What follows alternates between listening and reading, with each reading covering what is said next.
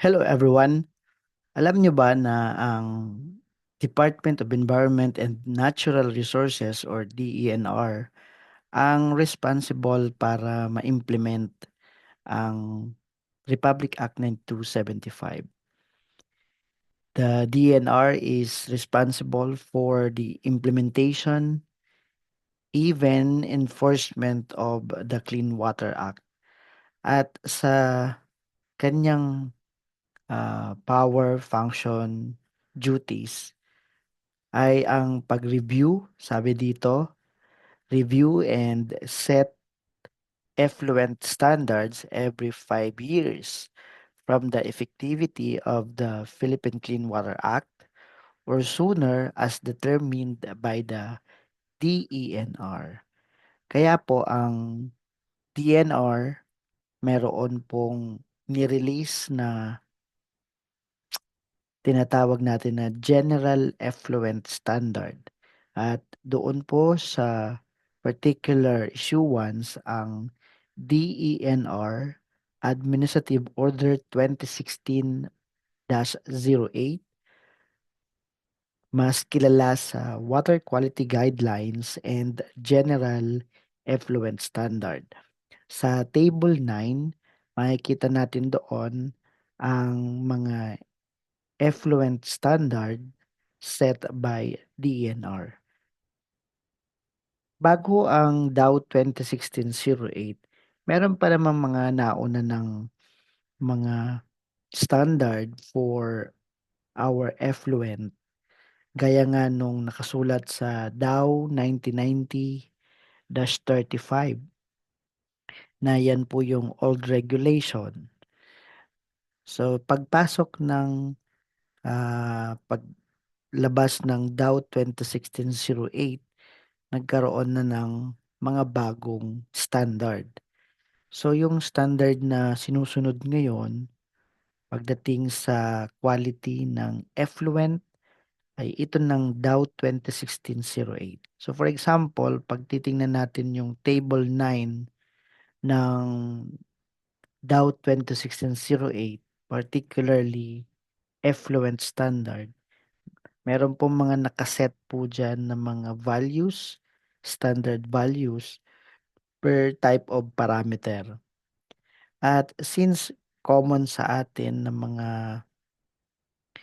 water bodies, ang napupuntahan po ay yung mga Class C water.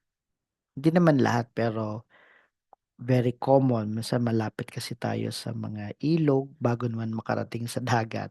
So usually nasa fresh water tayo. And then Class C, common, very common.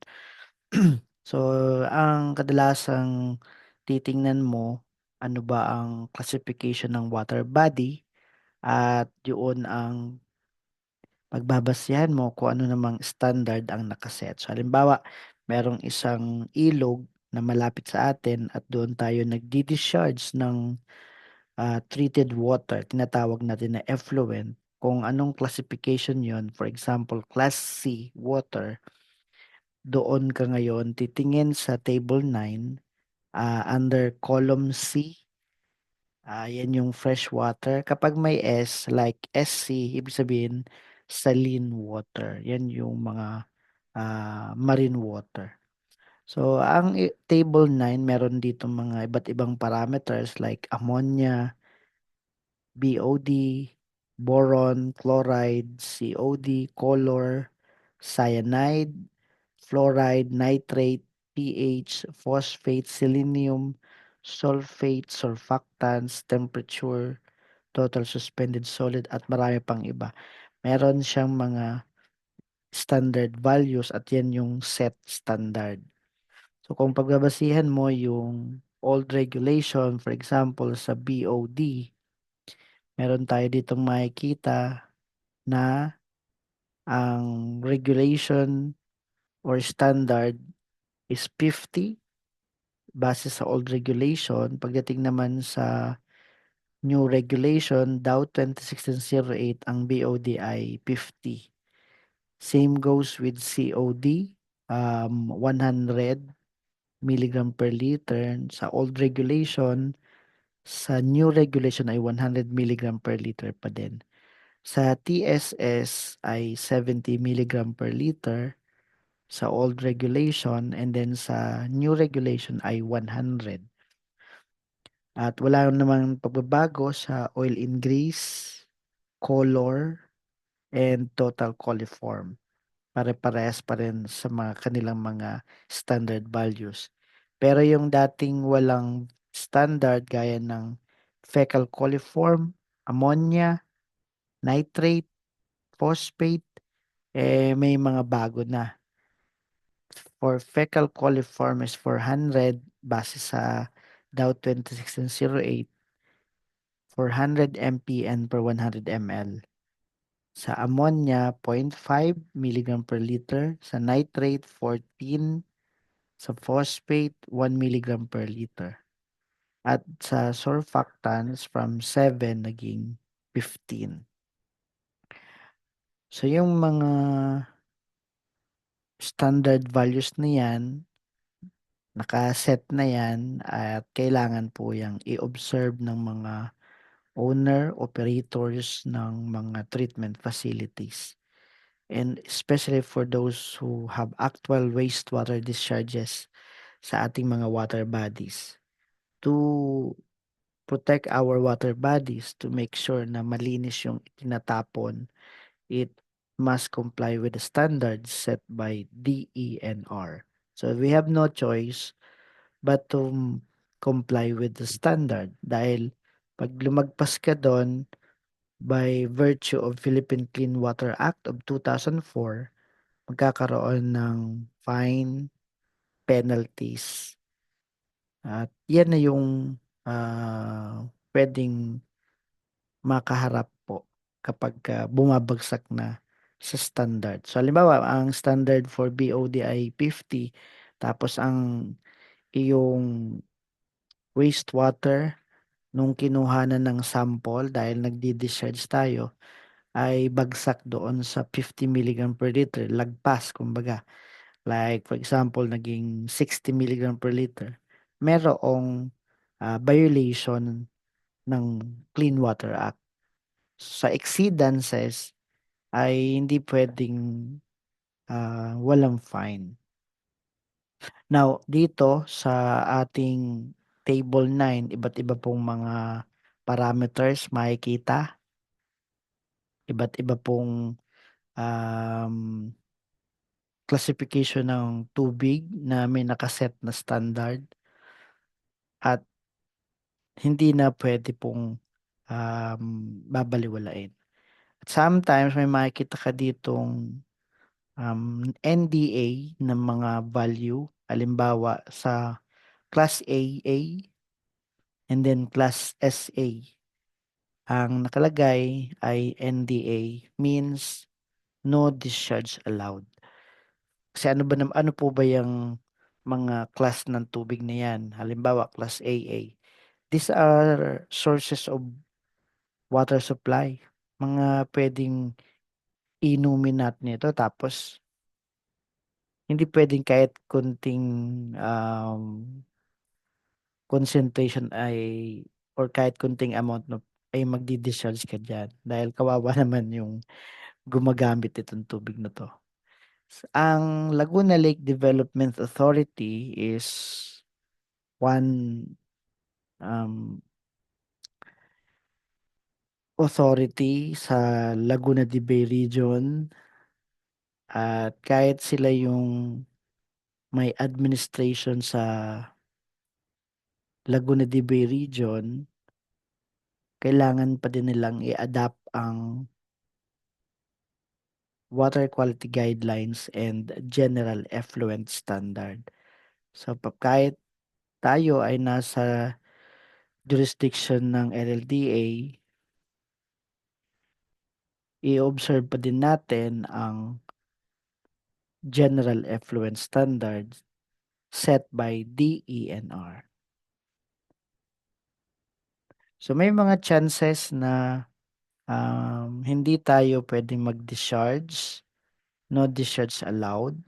and hindi tayo puwedeng mag-exceed sa allowable limit. So, meron tayong mga maximum allowable limit na dahil maximum na, pagka lumagpas ka dun, exceedances na 'yan at meron na yang penalty under this Clean Water Act.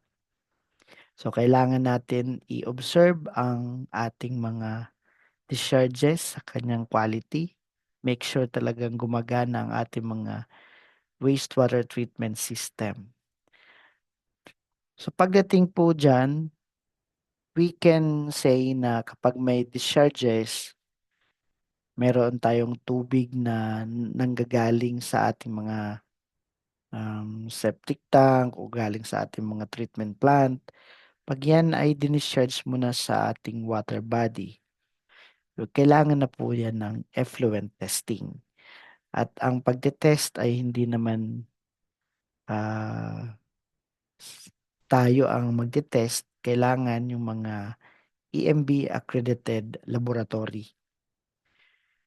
Pagka meron tayong mga discharges pero hindi naman po napunta sa ating mga water bodies kasi nasa ating mga septic tank, it's very common like in a building, gagamit ng tubig, pupunta lang sa septic tank and then wala na, tapos na. Nandun na lang siya sa tangke na yon.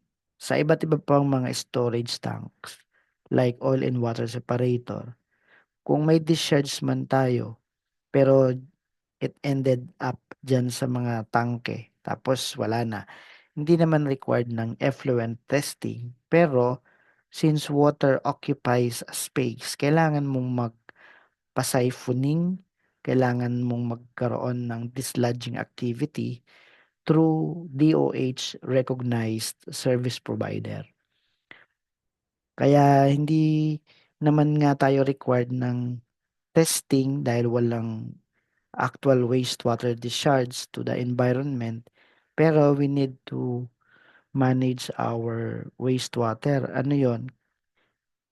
Kailangan nating siguruhin na hindi mag-overflow dahil kung walang complete treatment sa ating tubig, surely it will not comply with the standard set by DNR.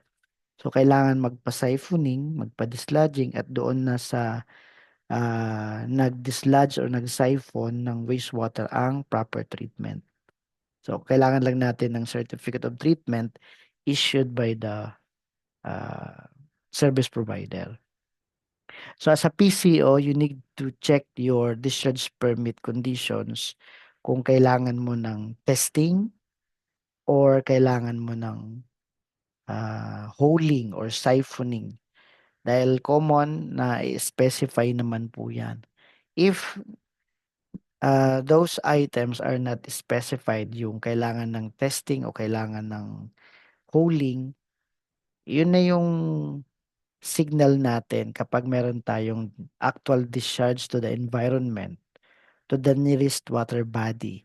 Kailangan mong itinetest yan dahil hahanapin sa atin yan ng DNR. At kung wala naman tayong condition ng holing or ng siphoning, kung wala kang discharge, kailangan mo mag-coordinate sa DOH recognized service provider for siphoning or dislodging and request for certification. Certificate of treatment is enough. As a PCO, yung ating table 8, meron tayong doong PSIC code. So per type of or per industry sector, may kanya-kanya siyang PSIC code at doon din na-correspond kung ano yung mga monitoring parameters. Sa halimbawa, pupunta ka ng Dow 2016-08, Table 8, tingnan mo kung anong sector, anong industry category mo, anong PSIC code mo, at nakasulat na rin doon ang monitoring parameters kung magpapa-test tayo ng tubig. Well, nakasulat naman kadalasan sa discharge permit yon yung mga monitoring parameters. Kaya kung titingnan mo na lang ang discharge permit mo, nandun na nakasulat yung mga parameters. So, halimbawa dito, that the discharge rate of the effluent shall not exceed 10 cubic meter per day and that it shall comply with the following standard: BOD, fecal coliform, ammonia, nitrate, phosphate, oil and grease, surfactant. So, yan yung ipapa-test mo. Nakasulat na sa permit. And also, kailangan mong magpa-siphoning or dislodging kung wala namang actual discharge. So, better to look for DOH recognized service provider. At make sure na bago mag-overflow ang ating effluent, mag-overflow yung tubig, kailangan na siphon na para wala nang ganong overflow. So, once nakapagpa-test tayo ng ating tubig, ng ating mga effluent, o nakapagpa-hole, pagdating ng um, end of the quarter, kailangan natin mag-submit ng information sa EMB through the online self-monitoring report. Kailangan nating i-provide yung information na kung ano ang quality ng tubig na na-discharge natin, kung ano yung amount ng volume na discharge natin, saan natin ito na-discharge, kailangan yung mga information na yon. At we attach certificate of analysis or result of laboratory analysis sa ating self-monitoring report. Or kung walang certificate of analysis dahil walang actual discharge, yung siphoning certificate issued by the DOH recognized service provider. So yan lamang ang tungkol sa mga bagay na ito. Tatlong bagay, ang DNR ang nagsiset ng standard to ensure na merong basis tayo kung alin yung maximum allowable limit. Kung magkakaroon ng mga changes, dapat nalalaman natin yan bilang PCO kung nagkakaroon ng changes sa limit. Pangalawa, kung meron tayong actual discharge, we need to coordinate with EMB accredited environmental laboratory for the sampling and analysis. At pangatlo, we need to submit self-monitoring report to showcase our compliance to the provisions of the Philippine Clean Water Act. Maraming salamat sa inyong lahat. Thank you very much. And if you want to know more about environmental compliance, environmental management, please subscribe to this channel. Please share this video. Please like this video. Thank you very much everyone for time listening, and you are also encouraged to ask questions below. Again, thank you very much and have a great day.